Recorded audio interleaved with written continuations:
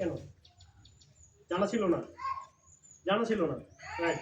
আচ্ছা, তো আমরা ধর্ম সম্পর্কে জানবো কোথায়? আমাদের স্কুল কলেজে সেরকম ভাবে না, ধর্মের বিষয়টা আসে না, তাই না? কি আসে? সেরকম ভাবে পড়ায় না। তো এইখানে যেহেতু পড়ায়, তোমার বাড়ি এখানেই তো নাকি?